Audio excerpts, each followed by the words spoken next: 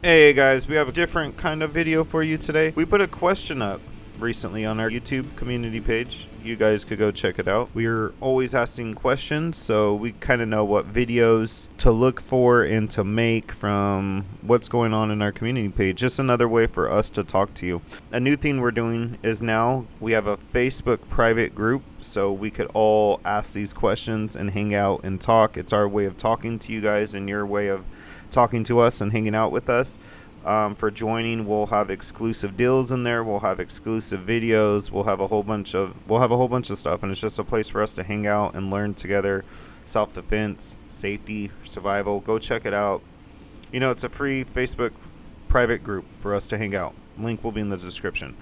But the other day we asked a question on our Fightfast YouTube community page about how important do you believe physical fitness is for self-defense. We had A, crucial. 61% of you guys said yes. B said, it's a little important, but the techniques are more important. 28% of you guys said that. C said somewhat. It's more about just being smarter in a fight. That was 9%. And then D was not important at all. 2% of you guys said that.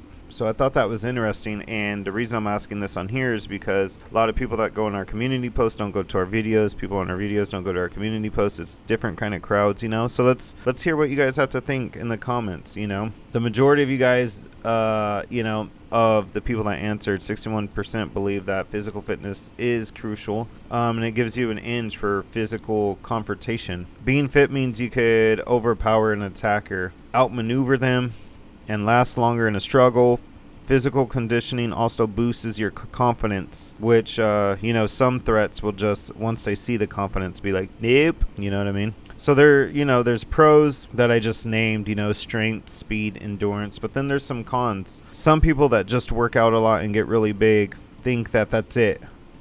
But there's an argument for technique over power. Fitness alone might not be enough against a skilled opponent. Now, how many skilled opponents are you going to fight in an actual street fight and not like some kind of tournament or competition? I don't know.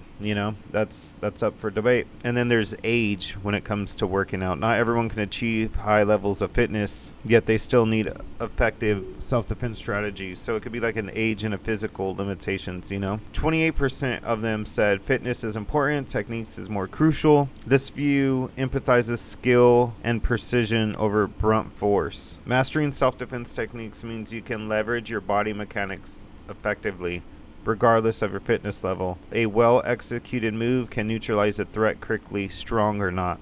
So the pros of that would be like efficiently, proper techniques overcome anything physical, and accessibility. Skills can be developed by people of all fitness levels.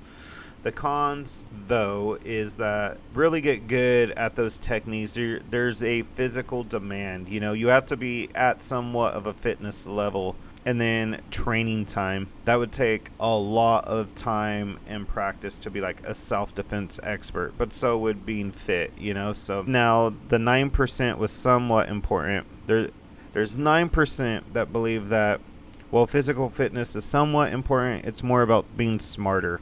Using your brain to avoid dangerous situations de-escalates conflicts, and employs smart tools can be highly effective. Awareness and quick thinking can prevent the need for physical confrontation. I completely agree with this 100%. Most of our self-defense instructors always say the best thing you could do is run or get out of there with using your brain. Smart strategies can avoid confrontations altogether, and that's what the goal should be. Everybody loses in a street fight. So this one that's 9% should probably be a lot higher. There is cons though. Sometimes physical engagement is unavoidable. It's going to be what it is, So it should be higher, but I get why it's lower. Now the last one, at only 2%, that physical fitness is not important at all.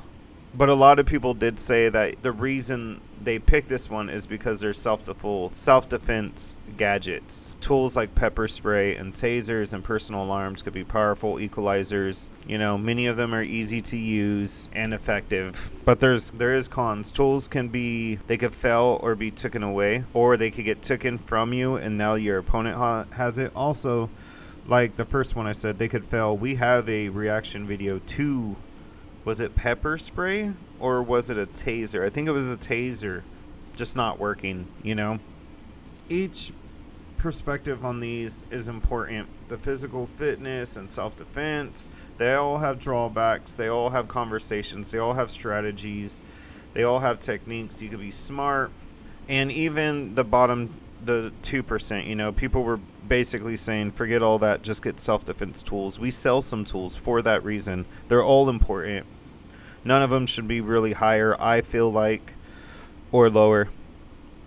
But we want to hear more from you. What do you think? Like I said, we have a Facebook community group that's going to be in, it's a Facebook private group that it's going to be a link in the description for it. Go join us, go hang out. We'll talk more about stuff like this. We'll give you tips and techniques and exclusive videos in there, exclusive deals in there, and just a place for all of us to hang out and give each other knowledge, self-defense, survival, and safety. All right, guys. Let me know though if the visual. I'll put a little picture up on the video so you could see what people voted, and let us know what you would vote for with A, B, C, and D in the comments, and go join our group. I'll see you guys next time.